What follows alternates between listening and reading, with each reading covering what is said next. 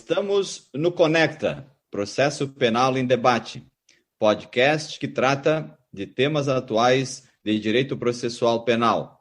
Este é o episódio 64.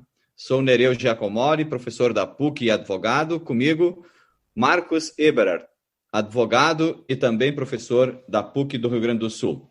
Esse episódio trata da cooperação jurídica internacional e, mais precisamente, dos reflexos da nova legislação introduzida sobre o tema no Código de Processo Civil, que certamente possui reflexos no processo penal nesse tema. Temos conosco o professor Dr. Marcelo Guazelli Peruquim, que além de professor é advogado criminalista, doutor em Direito pela PUC do Rio Grande do Sul, onde trabalhou justamente este tema da cooperação jurídica internacional. Em sua tese, abordou vários temas muito problemáticos da cooperação jurídica internacional. Na época ainda não estava em vigor o Código de Processo Civil. Por isso são várias as questões problemáticas que nada melhor do que o professor Marcelo Peruquim para tratá-las. Queremos agradecer imensamente a disponibilidade e colaboração nessa transmissão de conhecimento que faz o Conecta na matéria de processo penal. E esse é um dos temas bastante polêmicos e pouco tratados na nossa doutrina do processo penal. Por isso, o professor Marcelo o professor é a pessoa encarregada e apropriada para tratar dessa temática. Professor Marcelo, muito obrigado e tenha a palavra. Muito obrigado, professor Nereu. Quero agradecer sinceramente o convite para participar. Também extensivo ao professor Marcos Eberhard, também ao Marcos Pipe, que está conosco, meu agradecimento. De fato, é um tema tormentoso e muito interessante de se estudar. Eu me dedico a esse tema desde o final da década de 90, como o professor Nereu tem conhecimento, e venho exercendo as minhas pesquisas desde lá, tanto na área acadêmica quanto no próprio exercício da advocacia. Situação muito peculiar, meus amigos, em relação à cooperação jurídica internacional em matéria penal, porque temos uma situação de verdadeira lacuna jurídica ainda no Brasil, e que torna, por isso mesmo, o tema ainda mais interessante. Para termos uma ideia, o principal instrumento normativo até a chegada do Código de Processo Civil, cuja entrada em vigor se deu em 2016, até esta data era uma resolução administrativa interna do STJ, a famosa Resolução 09, de 2005, que era utilizada, inclusive, como ratio decidendi pelo próprio Supremo quando examinava a cooperação internacional e demais tribunais do país que a utilizavam, inclusive, como razão de decidir. Veja, uma resolução administrativa.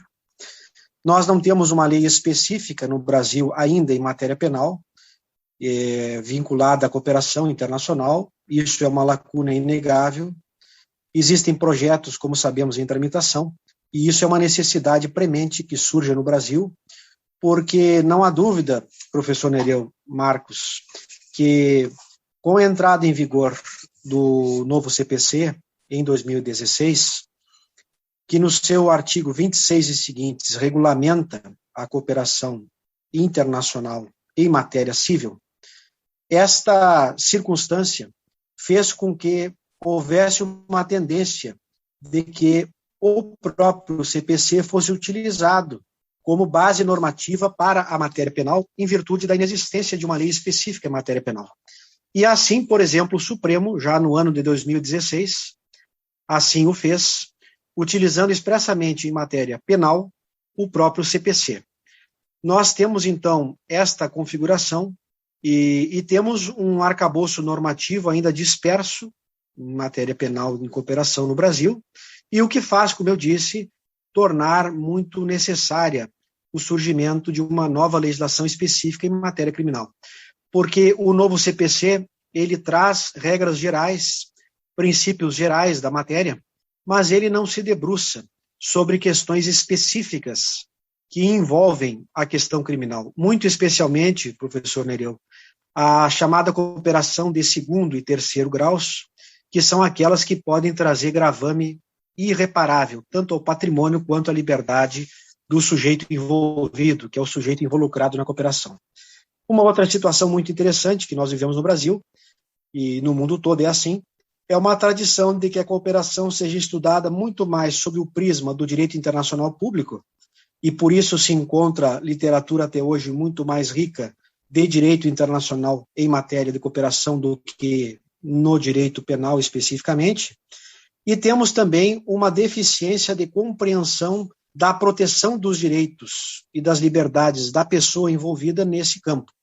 É por isso, e essa foi a razão pela qual me dediquei a esse tema, a tentativa de construção de um arcabouço mínimo de proteção a partir de princípios que foram trazidos para essa ordem de princípios maiores do direito internacional, como especialmente o contraditório, a ampla defesa, no cenário da cooperação. Então, esse é um apanhado geral, professor Nereu, que faço, e fico à disposição dos amigos para nós tratarmos de algum ponto mais específico do novo CPC ou de algum outro aspecto que seja de interesse para nós conversarmos. Também, obrigado, professor Marcelo. Me recordo que na sua tese havia uma preocupação muito forte com relação ao contraditório nesses pedidos de cooperação jurídica internacional. Como que está essa situação do contraditório? Me parece que em algumas situações os pedidos passavam ao largo do contraditório, vamos dizer assim, que eu sei que era uma preocupação sua naquela época. Exato. A resolução 09 do STJ de 2005, ela previa a possibilidade de que a medida de cooperação internacional, especificamente a carta rogatória, fosse implementada em caráter confidencial, como o chamado contraditório postergado ou diferido, ou seja, seria dado conhecimento ao sujeito envolvido na cooperação apenas após o cumprimento da medida. Esta lógica que estava lá na Resolução 09, ela não aparece explicitamente no CPC, se bem que o CPC, quando trata da matéria dos artigos 26 e seguintes, ele mantém a possibilidade de que a implementação da cooperação se dê em caráter primordialmente confidencial para o posterior contraditório. Não havia no Brasil a cultura de que o contraditório deveria ser o princípio reitor da cooperação e a confidencialidade a exceção. E havia uma tendência na cooperação internacional, isso em nível mundial, porque justamente não havia essa preocupação com o princípio, de que um mero pedido do Estado rogante, o Estado que solicita, um mero pedido de confidencialidade já poderia autorizar essa implementação pelo Estado requerido, que seria, no caso, da cooperação passiva, o Brasil. Portanto, a construção que fiz na tese, que foi defendida em 2012, era exatamente a preocupação de que o contraditório fosse reconhecido como um dos princípios que figurasse no rol dos princípios da cooperação internacional. Há uma questão histórica interessante aqui na América do Sul. Talvez o professor que melhor tenha trabalhado a questão dos princípios entre nós foi o professor Raul Servini, no ano de 2000, quando escreveu uma obra tratando dos princípios no protocolo de São Luís do Mercosul, que foi internalizado no Brasil no ano de 2000. E no rol desses princípios de cooperação estão lá princípios exteriores e intradogmáticos, como a obra examinou, mas o princípio do contraditório não figurava lá. Daí surgiu a ideia da construção da tese para que o princípio do contraditório fosse justamente colocado nesse rol. Esta é uma luta ainda no seu início. O CPC, por exemplo, não trata de ação específica de cooperação em matéria penal. No mínimo, o legislador possa exigir o preenchimento ou a observância de requisitos de cautelaridade para que o Estado rogante possa postular esta confidencialidade. E no exercício do exequatur, que será afeto ao STJ no Brasil, se possa, então, fiscalizar o preenchimento desses requisitos para que o contraditório possa ser afastado de maneira motivada. Então, esta é a forma, professor Nereu, de preservação do contraditório como princípio. Se perceber que ele continua sendo a regra e a necessidade de que, para o seu afastamento, exista a postulação e a decisão motivada nesse sentido.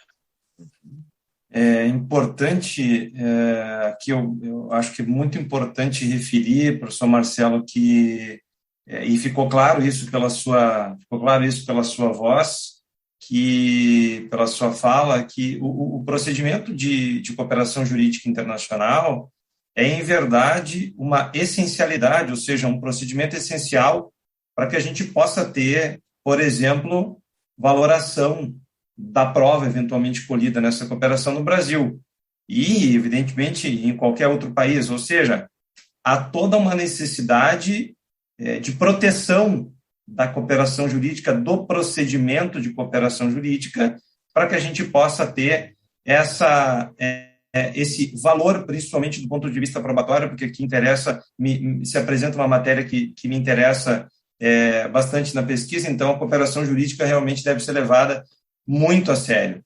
Esse é o episódio número 64 do Conecta Podcast, com o tema Cooperação Jurídica Penal e o novo Código de Processo Civil.